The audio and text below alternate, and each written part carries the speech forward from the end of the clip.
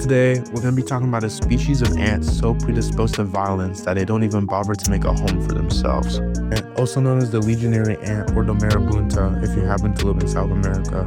It's one of the most interesting yet violent species of ants in the world. Before we start talking about these guys, we have to talk about some of the basic traits all ants share, because I know the education system really doesn't teach y'all anything about animals. Hippo. Damn, forgot the name of that shit. No, it balls up and it's like a shield. Armageddon, some shit like that. Okay. That's not a deer. I don't know. Illuminati. Yeah, man, this is like smarter than the 5th grader type shit. You see what I mean? Well, back to the ants. If you didn't know, ants in general are already one of the top 5 most successful animal species in my personal opinion. You can make an argument for seeing them as the most successful species on the planet. This is because they have a long list of things going for them, with some of the best attributes being their ability to form giant groups that can contain millions of individuals at their max, their ability to change their environment permanently, and the ridiculous biology, which we'll get into later. The devs unbound their cooperation stat, giving them the greatest buff ever seen. And looking back on it, maybe allowing millions of insects, no matter how small, to work together almost perfectly was a mistake. I say almost perfectly because thankfully, ants as a group can still make mistakes. One of the most common ways for this to happen is a miscommunication with the pheromones that are picked up by their antennas, or just inherent mistakes made by animals driven so strongly by instincts. Basically, there are 2 main ways this goes down. The first way is self-sabotage at the highest level, because while ants can see pretty well, they're hardwired to play follow the leader. If something causes the ants to turn too much, they can loop back around to the ants behind them, forming a loop called an ant mill, which has been known to kill ants due to the exhaustion of walking endlessly. You know you're cooked when your species has an error code tucked inside your brain that literally puts you in the 6th level of purgatory. This also seems to affect army ants more often than other species because of how far their raids can extend. The second way ant communication can fail is due to the large amount of insects that is specialized in becoming their top ops. Ants have been around for a really long time, like around 140 million years ago, which means ants were walking around with your favorite dinosaurs. This shows just how good their build is, but it has also given them the chance to collect an Avengers level list of enemies and have spent their time evolving specifically to take on different ant species.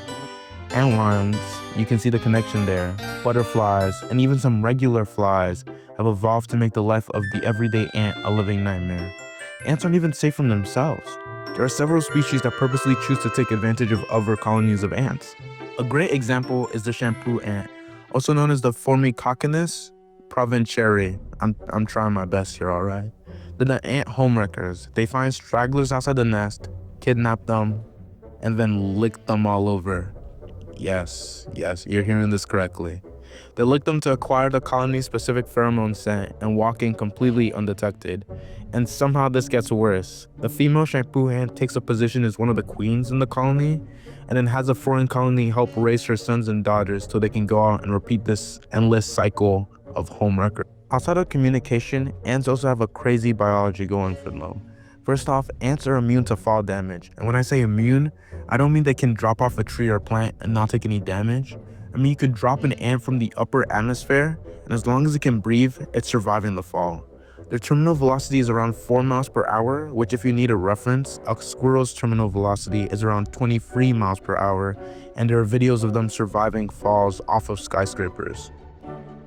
Ants have evolved insane weapons. Many chose to just max out the basics with thicker armor and larger mandibles, going far enough to actually be able to pierce human skin. I'm looking at you, leafcutter ants.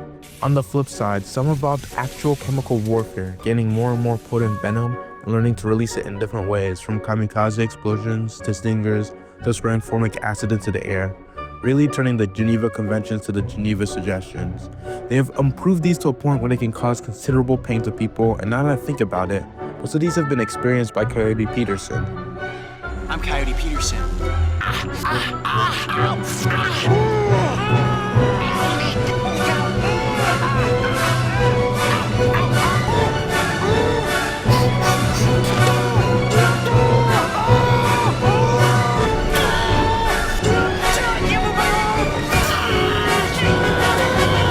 But if they can cause that much pain for a person, imagine what that does to things in their wake lab. There's literally so much I could say about ants that I'll have to make a video specifically for why ants are the GOATs. You can also definitely expect a video on my personal list of the most successful animal species in the future. So after hyping up ants as a species, you're probably wondering, how crazy can army ants actually be?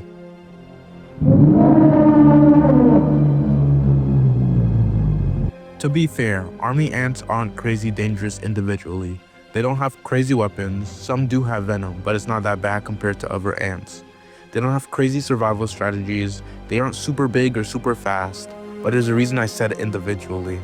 Army ants take the communication aspect of ants, crank it to 11, and then set that to a constant war mode. Normally, ant colonies still use aggression while building up their nests, but army ants, they forget all that and are constantly raiding, pillaging, and waging war across their environments. It's gotten to a point where the soldier ants can't eat for themselves since they've been specialized to do as much fighting as possible. Their mandibles are literally just too large for them to close, and they have to get fed by worker ants in order to eat. We're essentially the F1 of ants, sacrificing sustainability to push the boundaries of racing for the car, and pure violence if we're talking about the ants. You could also see them as the Batman of ants, but that's up to you. Apparently, army ant mandibles are so effective that even people are using their jaws to stitch together wounds. Army ants are so dedicated to a life of violence that almost every subspecies doesn't make a permanent colony. Instead, they have a nomadic phase where basically the entire colony goes out hunting for food, and they huddle together at night to make a nest out of their bodies. You should probably skip this next part if you don't want to see a bunch of little moving parts, but at the same time, why'd you click on an ant video if you don't like that? Well, you guys have been warned. A bunch of brave cameramen put themselves on the line to get this close for pictures of army ant nests. As I was saying before though, the only reason army ants aren't in their nomadic phase 24/7 is because they need to make a semi-permanent colony every now and then so their queen can keep pumping up the numbers. When it comes to being on the warpath, army ants are basically unstoppable. They follow each other in giant highways of ants, ripping apart and consuming anything that moves in their vicinity.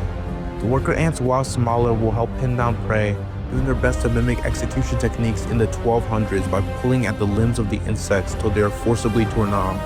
While surprisingly, the soldier ants end up being a mercy, as their bigger and stronger mandibles tend to put whatever got caught out of its misery. They then either choose to carry the dismembered pieces of prey like a war trophy till they get back to form a living nest for the night. Like imagine losing a battle and having your body waved around for hours. At that point, it's just disrespectful. Or they choose to eat them on the spot. The only species of ants that are safe are other army ants, and that's probably only because the army ants that fought other army ants wiped each other out. So basically, to survive an encounter as an insect, you either have to be another species of army ant, be able to fly, or be some of the other strongest ant species in the world, like the leafcutter ant, Argentine ants, fire ants, or bullet ant. Outside of being an army ant, the other two don't guarantee survival, since army ants are known for making their way up to wasp nests and either fully destroying them or stealing all of their baby larvae, which still cripples the hive. And the other ant species that I mentioned usually just evacuate their nests as fast as possible once spotted by army ants, and come back later, since the chances of actually repelling a colony is essentially non-existent. They don't even think about defeating a colony. Okay, I've been glazing army ants a little bit. But at least I didn't make an edit. I really thought I was gonna jump cut. Nigga, no. Aren't you thankful ants aren't dog-sized now? Anyways, I think it's time for me to relax and watch some Ants Canada now. Love you guys. See you in the next video. Don't forget to like and subscribe. And if you have any constructive criticism, hit me up in the comments, please.